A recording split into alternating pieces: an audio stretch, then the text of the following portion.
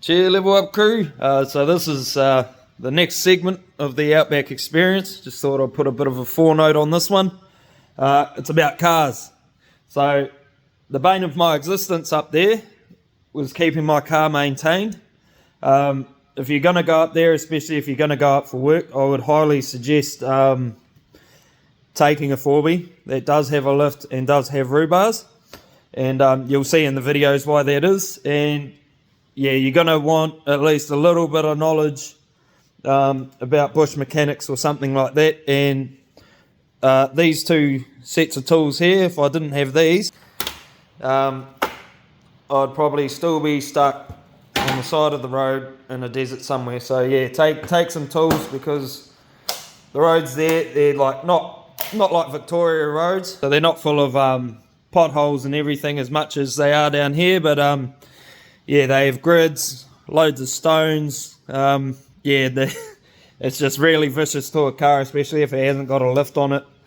And yeah, you can't do any night driving if you don't have a roo bar, because it's not if you hit a roo, it's when, especially at night.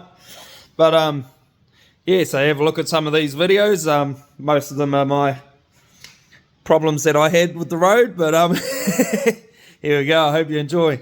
So the first thing you want to be aware of is the dust. It will get everywhere. If it's not airtight, there'll be dust in it. I had to upgrade my suitcase because it was material, and yeah, it just kept getting through it. So wash my clothes everywhere I go, open the suitcase, dusty again. So yep, dust is one factor, and yeah, it just gets everywhere. So next is the stones. They cause a lot of havoc underneath the body. This is why you need a lift. And you'll see underneath my car in a second, it just absolutely just punished it. I actually, on the way up there, had a stone smack my fuel line off. And yeah, I pretty much spent the rest of the time gluing it back on every time the stones kept knocking it back off. But yeah, have a look at some of these videos.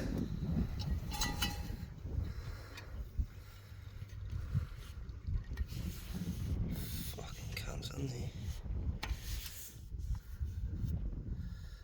Fucking stones. Look at that. They've been getting everywhere, just bouncing up, fucking smashing shit. Fucking Outback, eh? The mud on the kid. Not car friendly out here. Not car friendly at all. Look at all that shit. It's fucking shit everywhere. I'll show you my muffler in a bit. Oh fuck. Looks like a rock got on the drive shaft at one point too. Jesus fucking Christ. Now this flip was brand new. Look at that. Smoked it. There's fucking dent there. Dent's all under that motherfucker. Dent's all under that. Fucking hell, cunt. It's just about popping holes in the fucking thing. Jesus. Lucky they're cheap, but yeah, this fucking car is getting a fucking hiding up here.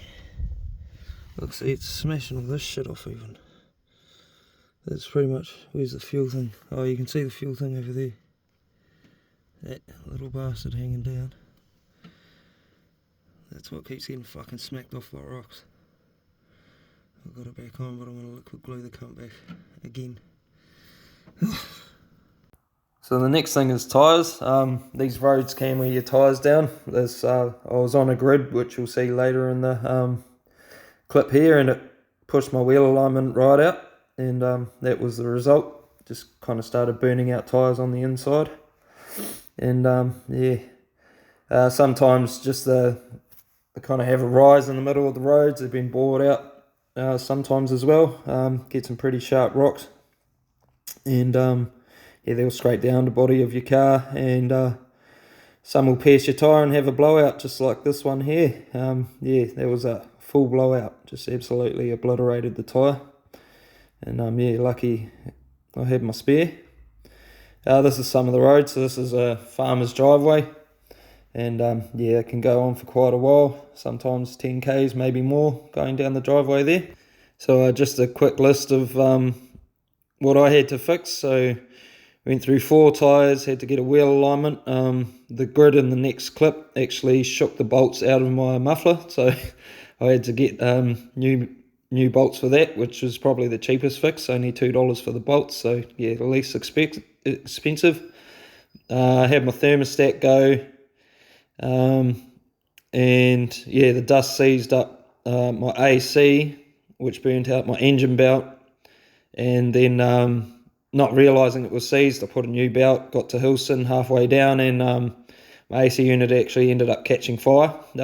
I'll show that in a clip further down here as well. But yeah, so yeah, you have to be on top of it, and yeah, if I wasn't so handy with the bush mechanics, I probably would have been stuck on the side of the road a lot longer than I was. So yeah, helps to have it. But yeah, most of these things would have been avoided if I did have a 4B that was higher, had a bit better suspension, you know, kind of just clears it out of that danger zone. But yeah, as you can see, some of these roads just aren't your average, so you have to kind of do what you have to, sometimes going on the side just to ride on these ridges so it doesn't scrape the underbody of your car, and yeah, taking it slow. But yeah, there was no night driving in this car because it didn't have a rhubar. Tried it last year, as you'll see again further down in this video, and didn't work out too well, and me and the bro were having a cunt of a time, concussions and all. So yeah, just about at the end of this track, and then we'll go on to the gridded road, and you'll just see how much it'll vibrate. You can see exactly why. Like anything loose in your car, you hit a road like this, it's going to loosen it right off.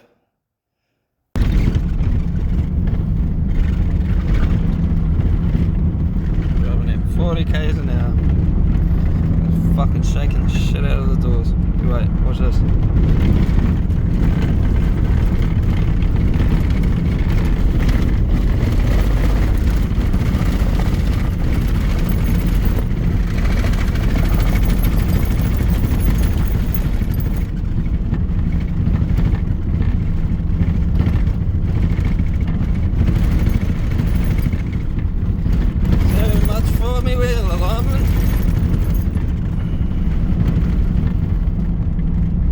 Try going faster down it and it just makes it worse. I kind of found the side bits here, but it doesn't last all the way down the road. But you can obviously see the corrugation's there. So yeah, real fucking good for the car. Loving it. Good fucking door.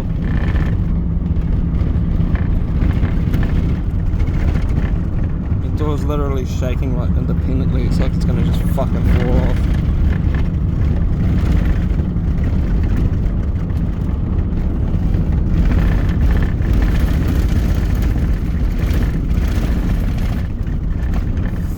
Yeah, just got to deal with that for 10 k's. So next is the rain. A little bit like this, just kind of settles on the top and it turns it into like a gluey mud. And yeah, if you don't have that lift again, it'll really gum up your wheels. Brother, ooh brother, what is that? Fucking Queensland, eh? Little bit muddy, little bit dry. Whole lot of stuck. Fucking cake. We made it though. Hilux, mate. Toyota fucking true. Toyota true, mate. Fucking true. So this was the belt I was talking about. Yeah, just kind of snapped just at the right time as I got to the shed. Managed to get a new one. And the next one made it to just past Hilson before the AC fully seized, caught fire and snapped the belt again. And here's a video about that. For those who wanted to know, I'll explain what the fuck happened. Jesus Christ, that got fucking hot. But so that's a new one. See, nice connection. Fucking spins well, doesn't move. So that's what shorted the engine fuse, because this motherfucker is rubbing like that, bearing's gone. Because that seized, the clutch seized, it wouldn't turn. And then fucking, because it wouldn't turn, the rest of it was turning the belt around, heating it up. And the heat fucked the bearing. and then that fucked the that cooked the terminal, which shorted the fucking engine thing. So I'm kind of lucky it did that, really. But yeah, so slightly almost a fucking engine fire. And this is the new little fucking jobby. Fuck yeah, you can tell this is from a fucking car that's been sitting in the paddock. But hey, works better than this piece of shit. Oh yeah, boys. So get that in, swap the fuse out because the bro just soldered the fuse, so it might catch fire. And I'm fucking dead, bro. But yeah, fuck, this is. So you have to take the air filter and that out. And the cunt sits down there hiding in that motherfucker. And this was a hard lesson I learnt last year. So yeah, don't drive at night. We were half an hour from where we were staying. We thought, fuck it, we'll be able to get it. And Aru came absolutely pelting out of the paddock. And we hit it at 110 k's. Airbags went off. And yeah, just up here, you just see the power of the impact. It absolutely exploded the radiator. And yeah, she wasn't too great. Wasn't a great experience at all. So that's the impact. Just bullfire.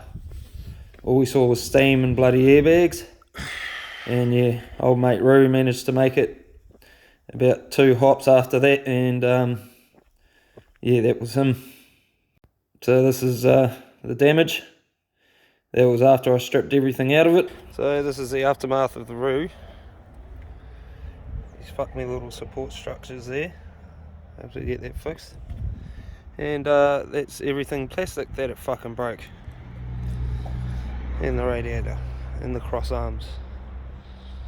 But apart from that, she's fucking mint. So there you have it, team. That's what it's like trying to travel in Queensland without a 4B, with no rhubars. I wouldn't recommend it. Also, with that van, it only had a 55 litre tank. We were constantly filling up because some of the sheds are like 200 k's away, so you're doing 400, 500 k's out and back before you're getting a refill. Luckily that ute, that had a 70 litre tank, but yeah, so extended range fuel tank is also a necessity, I would say. But yeah, learn from my lessons if you're going to go up there and going to go up there working. She has a great time, but yeah, you got to constantly maintain your beast because that's your horse. It's the only one you're riding out there, so yeah, that breaks down, you're pretty much stuck. Obviously you got your team and that'll pick you up, but yeah, really cuts you short. And out there, everyone's got their cars loaded with their stuff. You know, you might be camped out for 2 or 3 weeks, so you're absolutely packed to the brim with tools and that. And yeah, in a later video, I'll show you what I went up there with. And but yeah, there you have it, team. So yeah, if you go up there, be very cautious of your vehicle. Learn some bush mechanics before you go up there. Always keep a spare tyre. If you don't have a rhubarb, don't drive at night. And yeah, just be careful. If the roads are fucking bad, just kind of hang slow, ride the ridges on the high-rising parts of the road, and yeah, if it's wet, just park up and wait till it dries. You'll just end up stuck in the mud. So yeah, there we go, team. Have a bloody good one. And that was my experience with the roads and cars in Outback, Queensland. See you tomorrow with the next one. I'm about to go level up, I cannot settle for nothing, I never been regular, always knew I could do better, I finally made it this far and I'm not looking back.